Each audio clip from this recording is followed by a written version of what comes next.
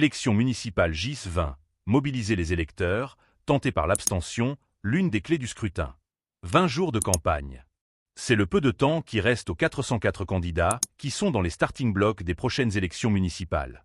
Le but de cette campagne, où la clé du scrutin est de se faire connaître auprès des électeurs et convaincre ceux qui seraient tentés par l'abstention de voter pour soi. Si les réseaux sociaux ont en partie changé la donne, les moyens traditionnels, comme les réunions publiques et le tractage, demeurent incontournables. Disposant d'un budget et d'une structure ad hoc, l'Alliance du changement se démarque à ce jeu, déployant une opération de porte-à-porte à grande échelle, mais ses concurrents, à l'instar d'En Avant Maury, EAM, et le ML, ne sont pas en reste. D'aucuns tablent sur la fin de l'effet waouh, célébrant les 60-0 de décembre pour convaincre l'électorat. Auréolés de sa victoire aux dernières législatives, les activistes et candidats de l'Alliance du changement se gardent toutefois de tout excès de confiance. L'enjeu de la politique municipale est la proximité et le porte-à-porte apparaît comme un moyen parfaitement adapté pour convaincre les derniers hésitants. Histoire de ratisser large dans les 5 villes, certains députés, à l'instar d'Arvin Boulel, Sidney Pierre, Kushal Lobine et Rajesh Bhagwan prêtent main forte aux candidats. L'ex-conseiller du PMSD à Curepipe, Julien Permal, qui a rejoint les rangs des Nouveaux démocrates, ND, sera candidat sous la bannière de l'Alliance du changement dans le Ward 3 de Curepipe, en compagnie d'un candidat du MMM et 2 du PTR. Il y a une bonne cohésion et entente entre les 4 partis. Cette perspective enchante les habitants du Ward qui, contrairement à ce que veulent faire croire certaines mauvaises langues, sont satisfaits du bilan du gouvernement. Souligne Julien Permal. Le spectre de l'abstention qui plane sur ce scrutin demeure-t-il une source d'inquiétude? La seule chose qui pourrait faire pencher la balance en faveur de ce scénario demeure le fait que beaucoup de gens pensent que la large victoire qui se profile est déjà acquise. Je dis aux gens qui ont vu la ville se décliner durant ces 10 dernières années que le Parlement constitue un objectif à long terme pour nos jeunes candidats. En votant massivement pour nous, la ville retrouvera ses lettres de noblesse et une nouvelle dynamique. Souligne Julien Permal. Bellecour et Dieul affichent la confiance. Quid du ML? Le maire sortant des Villes-Sœurs et candidat dans le Ward 4, David Utile, arpente le terrain en compagnie de ses 3 colistiers, avec la ferme intention de défendre son bilan. Les épisodes de porte-à-porte se passent très bien. Au-delà de nos espérances. Il est clair que les citadins ont vite déchanté face aux fausses promesses du gouvernement central. Je ne compte plus le nombre de personnes qui m'ont montré leurs factures d'électricité qui ont doublé depuis 4 mois, alors qu'on leur avait promis une baisse lors des législatives.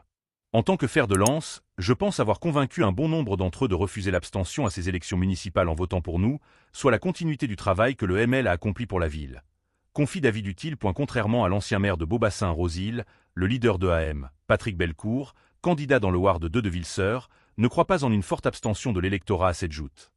Cette thèse est relayée par ceux qui savent pertinemment que c'est tout le contraire qui se produira. Les votants enverront un signal fort en rejetant les partis qui se sont succédés au Conseil durant ces 30 dernières années. Patrick Bellecour en veut pour preuve, elle accueille chaleureux qu'on reçoit lors de séances de porte-à-porte.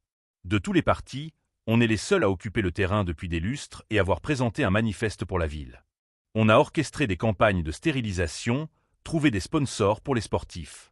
Les gens le savent et nous le rendrons. Après avoir claqué la porte du MPM pour créer un nouveau parti, République Citoyen, Tania Dieul ne passe pas par 4 chemins en soutenant que « on n'est pas là pour faire de la figuration ». L'objectif est d'élire nos 20 candidats, dont les 19 prétendants à 4 bornes. Tout en se disant fier d'être le seul parti à aligner un record de 63% de femmes à cette joute, Tania Dieul affirme que « il ne sera pas difficile de convaincre ceux et celles qui seraient tentés de ne pas se rendre aux urnes, d'une part, parce qu'ils connaissent mon bilan, en sachant que mes candidats sont tout aussi capables, et d'autre part, parce que les électeurs sont extrêmement déçus par les promesses non tenues de l'Alliance du changement. » Même son de cloche du côté de Lignon Maury. Les réjouissances ont fondu comme neige depuis la victoire de l'Alliance du changement. C'est ce qui ressort de nos séances de porte-à-porte.